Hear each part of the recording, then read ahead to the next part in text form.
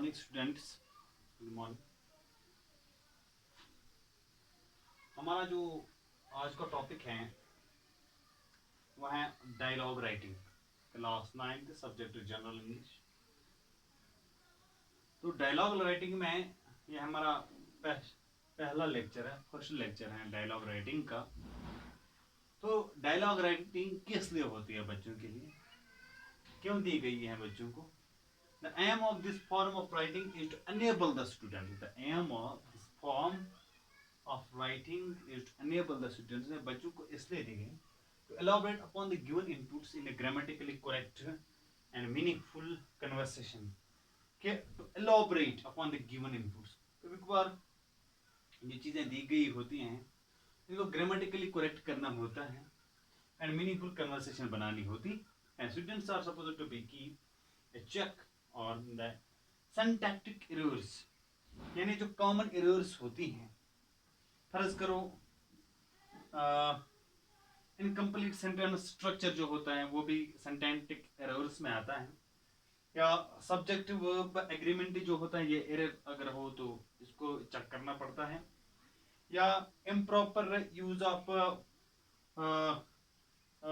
Conjunction जो होता है ये चेक करना पड़ता है, या प्रीपोजिशन आर्टिकल वगैरह ये सिंटैक्टिक एरर्स में आते हैं। इन्हें इन चीजों को चेक करना पड़ता है एक स्टूडेंट को जब एक डायलॉग जिसके सामने होता है या कंप्लीट करना होता है। कोई बार ये भी होता है कि डायलॉग दिया गया हो फिर आपको कंप्लीट करना पड़ता है। पॉइंट्स टू रिमेंबर है इसमें, looking at the ending of the preceding sentence. जो प्रीसीडिंग मींस कमिंग बिफोर, तो इसकी एंडिंग पे देखना होता है। Looking at the ending of the preceding sentence, उसकी एंडिंग पे देखना होता है क्या एंडिंग में क्या है, यानी क्लोजिंग पे क्या है, क्या दिया गया है। या रीडिंग द प्रीसीडिंग डायलॉग, जो पहले दिया गया डायलॉग है preceding, and the one that follows it, इसके बाद जो है जिसको फॉलो करता है, जो उस डायलॉग को फॉलो कर वो भी पढ़ना है। Identify the type of sentences used. अब इसमें किस तरह के सेंटेंसेस यूज किए गए, इस्तेमाल किए गए, जैसे इंटरोगेटिव सेंटेंस है, एक्सक्लेमेटरी सेंटेंस है, या इंपेरेटिव सेंटेंस है फॉर चूजिंग द ऑप्शन। यानी जो ऑप्शन चूज करने से पहले आपको ये चेक करना पड़ेगा। इसके बाद the entire dialogue should be meaningful and relevant. जो डायलॉग आपने अब बनाना है दैट शुड बी मीनिंगफुल, इसकी एक मीनिंग होनी चाहिए।